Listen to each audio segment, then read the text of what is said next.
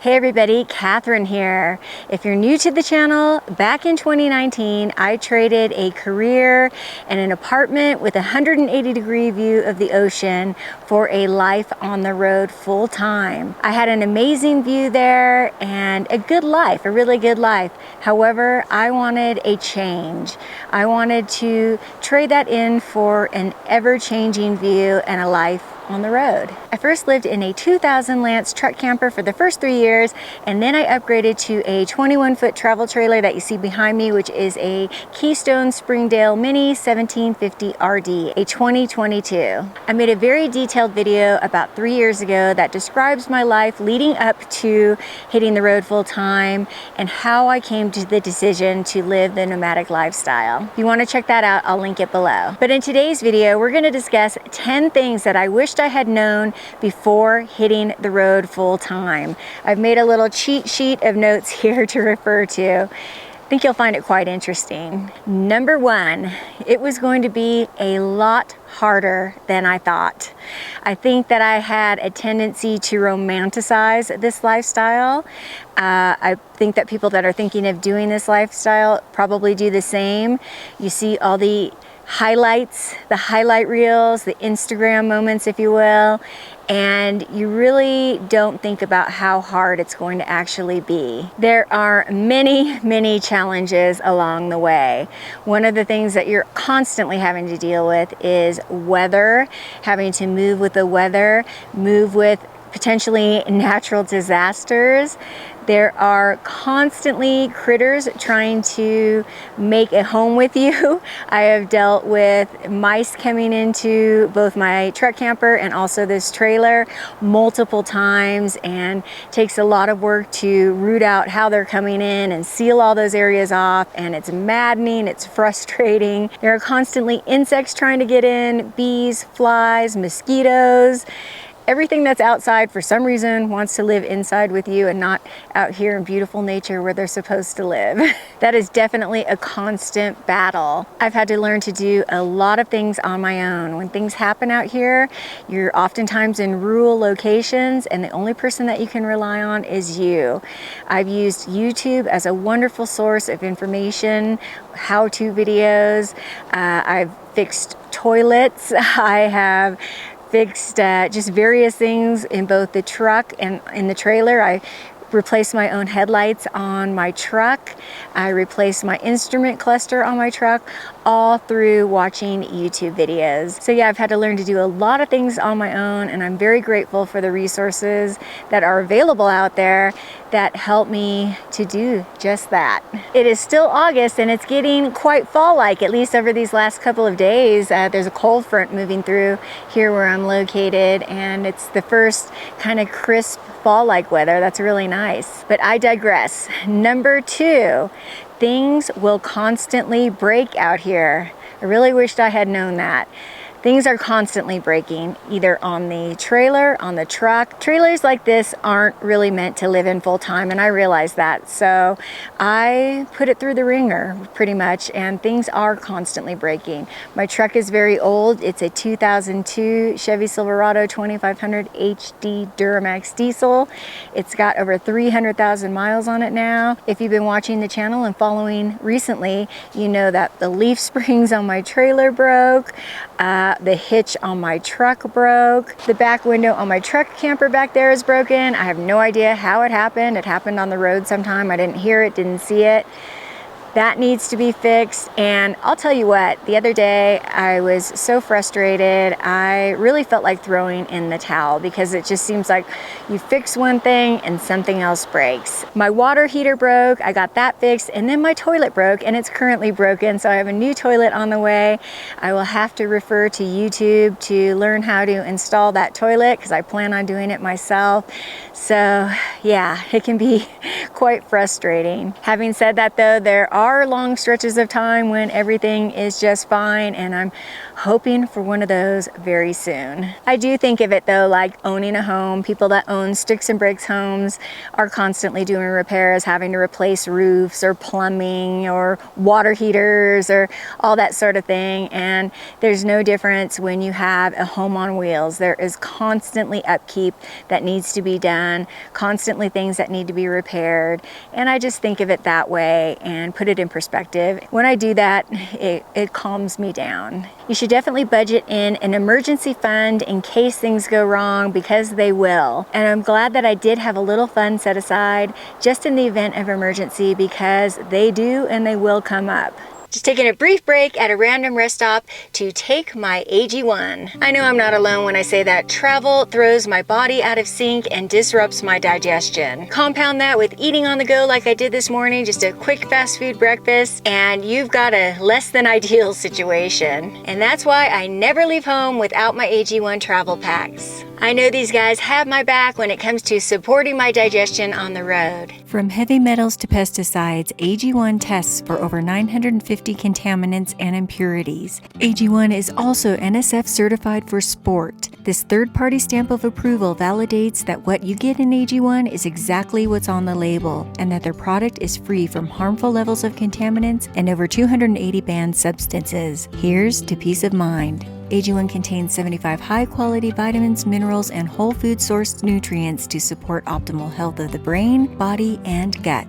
I've been taking AG1 for over 3 years now, and I definitely noticed that I'm more regular, if you get my drift, and less bloating. If you'd like to try AG1 for yourself, just go ahead and click that link below or scan the QR code here, and they will give you 5 of these amazing travel packs and a 1-year supply of vitamin D3, K2 for free with your first subscription. Thank you once again to AG1 for sponsoring this video. Now back to the show. Number 3 is something that I never would have thought about, and it is the fact that some of your favorite places and some places that you visit may not always be there. You cannot take it for granted. When you visit some place, you should visit it like it could potentially be your last time seeing it. For instance, I spent a month up in Jasper, Canada this summer, and shortly after I left, there was a huge wildfire that broke out, and about a third of the town of Jasper burned down. The whole town could have been just wiped out very easily, and it would have never been a place that I could ever visit again. I think that a lot of times we take that for granted, that, you know, we can return to a place again and again, and that just might not be the case. A couple of years ago, Yellowstone had some devastating floods, and it cut off some of the towns to the park. You never know. It did change the landscape slightly. They were able to bounce back pretty quickly. Things like that, natural disasters, fires, could devastate a place that could be one of your favorite places. Yeah, I always go into it now as if it may be my last time seeing it, and really soaking it in and enjoying every moment as it may be my last. You never know. My thoughts and prayers to all the people up in Canada that were affected by the wildfires, and all the people here in the US currently affected by many wildfires that are going on throughout the country. Number 4, decision fatigue is real, and that's something that's a little bit different than if you have a stable home, a stable career, a very regimented schedule, because out here things are changing constantly. You're constantly having to think about what's next, where you're going to go next, where you're going to camp next, where you're going to stay next. Next. What is next on the horizon? And I am actually in that moment right now, trying to figure out where to go next. It is a never-ending process, and it can cause fatigue. As I've mentioned in previous videos recently, that I have made a conscious decision to stay in places longer so that I can just let my mind rest and know that I'm going to be staying put, and I don't have to make those decisions immediately. So So for the last couple of stops I've made, I've stayed about a month at each place, and that really helps with the fatigue. So it's something that I would recommend to anyone. When I initially started out, I just wanted to go, go, go. Where can I go next? How soon can I get there? I'd stay maybe 1 night, 2 nights, 3 nights at a time at any individual location, and I would be off, and that was definitely exhausting. I have slowed down quite a bit, and again, just try to really enjoy each place that I visit a little bit longer, and that has definitely helped with that decision fatigue. Along those same lines, number 5 is maintaining a routine out here is pretty much non-existent. It's pretty much impossible for me to maintain any sort of a workout routine, for instance. When I was home in my apartment and I worked a 9 to 5, if you will, I would work out in the mornings before I went to work, and I would put aside a half an hour every day for that. Out here, I have found that it's much more difficult, and I guess that also goes along with the fact that I am a digital nomad, if you will. I'm a content creator, so now I work for myself and I don't have any sort of set hours. I could work 7 days a week, I could work evenings, I could work mornings. It's just really difficult to maintain a routine. If any of you out there have any tips on maintaining a routine while living on the road, I would love to hear them in the comments, because thus far I have not really been able to do that. Life is anything but routine out here. Number 6, I didn't know that this lifestyle would ruin me. And what I mean by that is it has ruined me for any type of semblance of a normal lifestyle. Like, for instance, living in an apartment again in a city of any kind, living in a sticks and bricks in a suburb of any kind.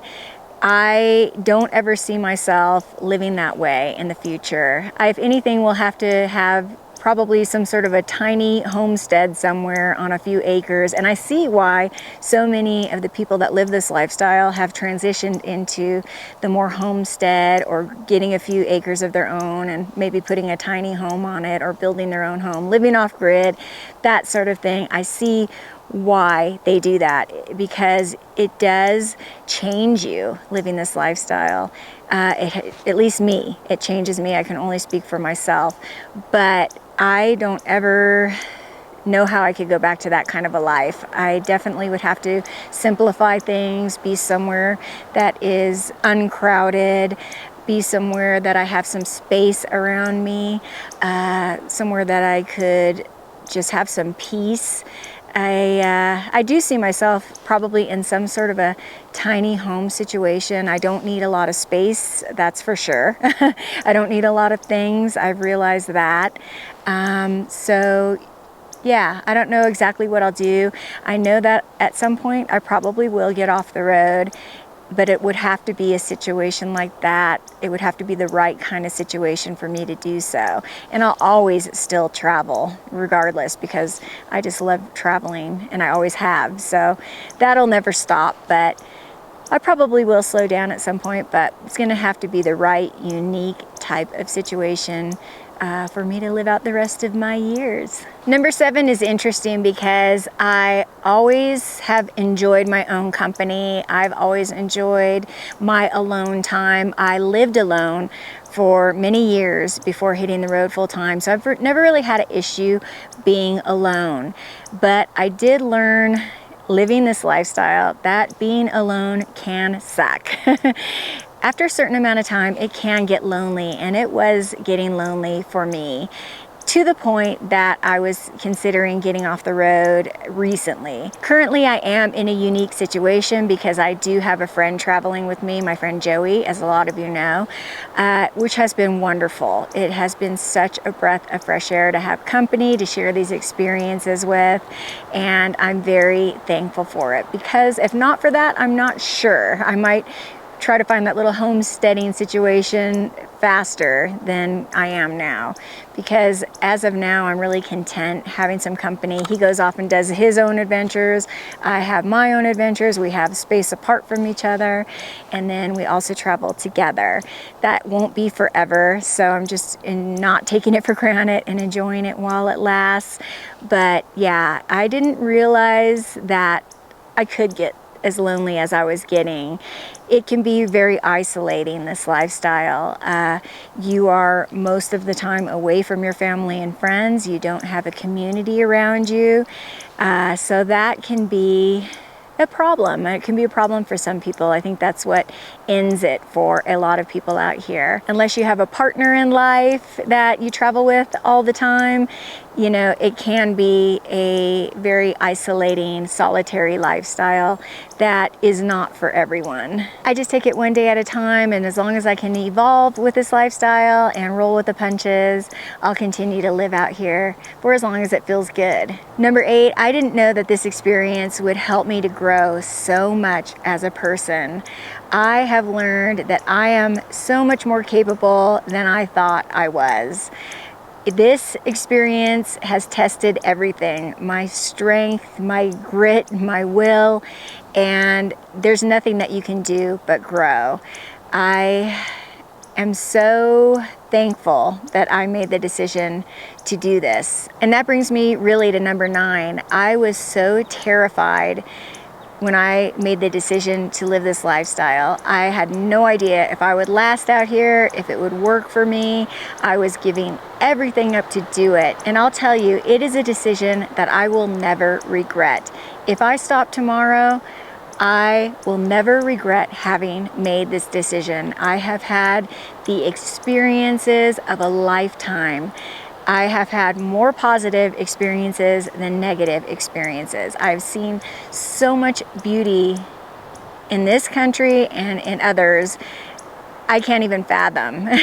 And I hope that I have shared at least a little bit of that with you all, because it's been an amazing, amazing ride. Just to clarify, these have been in no particular order, and I'm ready to end with number 10, which I have mentioned recently in a video, that staying calm in the face of chaos is something that I wish I had learned early on. Because early on, if things went wrong, I immediately went into panic mode. I would freak out first and figure out what to do next later. But right now, 5 years later, 5 years into this journey, I learned that staying calm in the face of adversity is the only way to go. You can handle the next indicated step as it comes along by staying calm and just figuring it out. Everything can be taken care of one thing at a time, and this too shall pass. Stay calm and motor on. Overall, I'd say that this has been an incredible life change for me. It's been for the last 5 years. I know it's not for everyone, but I do know that a lot of people are out there considering it, because I hear from them all the time. So I do like to occasionally make videos like this to help inform people in their decision-making process of things that I have learned along the way and things that I had wished I had known from the get-go. But we all have to learn in our own ways and learn from our own mistakes, and that I have done, I can tell you. I really wanted to end on a positive note too, because although things do go wrong out here, and I do want to show that it isn't perfect, it's not always rainbows and unicorns, it is a beautiful lifestyle, and it is something that you shouldn't let fear hold you back from if you are considering doing it, because regardless if it works out for you or not, I think that it will be a decision that you won't regret having done. I think there's a saying that goes something like, we won't regret the things that we did do, but we'll regret the things that we didn't do. And I think that is very true and spot on. I hope you found this video informational or useful or helpful. I thank you all so much for joining me. We'll be back to the regular adventures next week. As always, I appreciate your support. If you haven't subscribed, please subscribe. It really helps the channel, and it's absolutely free. If you're already subscribed, please check and make sure that you are still subscribed.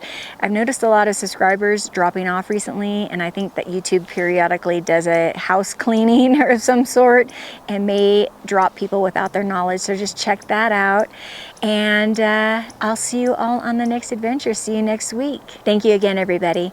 Bye-bye.